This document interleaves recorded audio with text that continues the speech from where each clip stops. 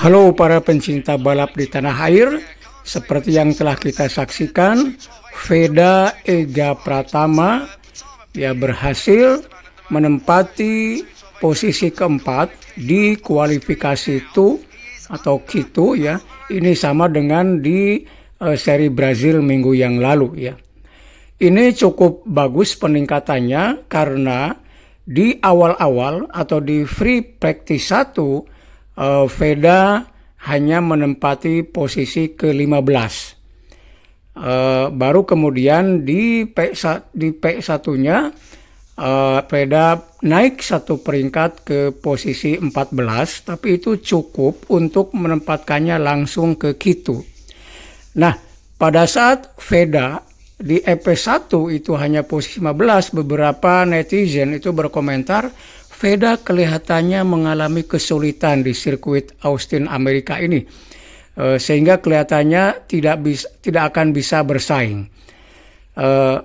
Mungkin netizen lupa bahwa Veda ini baru pertama kalinya membalap di sirkuit Austin, sementara beberapa rekan seniornya yang di Moto3, artinya yang sudah lebih dulu tampil di Moto3 seperti Carpe, misalnya Giles, itu sudah pernah membalap di sini.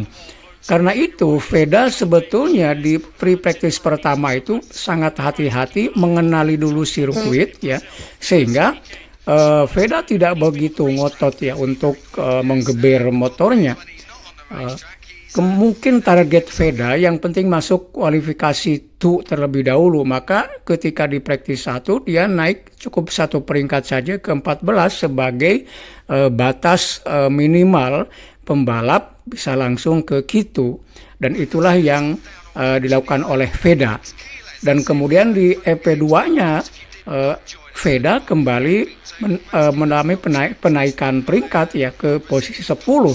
Itu artinya bahwa Veda terus mengalami peningkatan, dan itu artinya dia semakin mengenali sirkuit tersebut.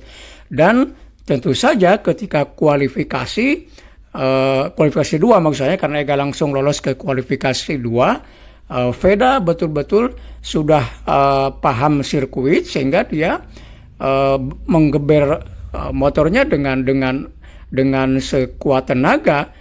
Dan itu juga penting karena memang akan menjadi start nanti pada saat race. Karena itu kita melihat peningkatan Veda di kualifikasi itu sangat-sangat jauh ya, dari P10 di free practice 2 kemudian ke P4. Sehingga nanti di race ya besok dini hari Veda akan memulai dari start keempat.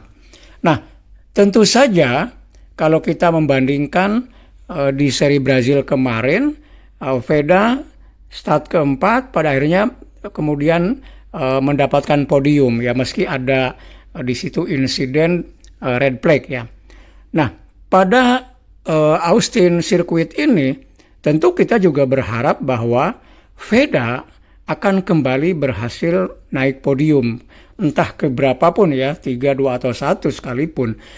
Tetapi menurut saya yang paling penting adalah bagaimana Veda bisa mempertahankan di 5 besar, di zona poin. 5 besar atau 10 besar pun tidak ada masalah. Yang penting Veda konsisten mendapatkan poin dalam balapan. Dan yang paling penting adalah semoga Veda tidak mengalami crash. Karena kita lihat dari kemarin ya, baik di Moto3 terutama di MotoGP ya, banyak sekali terjadi insiden crash ya.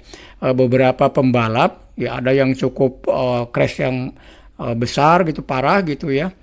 Bahkan di Moto3 Hakim Danis yang notabene adalah sesama Asia Tenggara juga mengalami crash di Q1, sehingga Hakim Danis tidak bisa ikut race besok.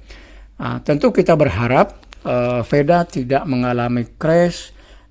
Semoga saja, sangat-sangat kita berharap ya, kita mendoakan jangan sampai Veda mengalami crash. Jadi yang paling penting adalah Veda tidak crash, lalu mendapatkan poin ya, ada di zona poin. Kalaupun dapat podium itu hanyalah bonus bagi Veda. Tetap semangat.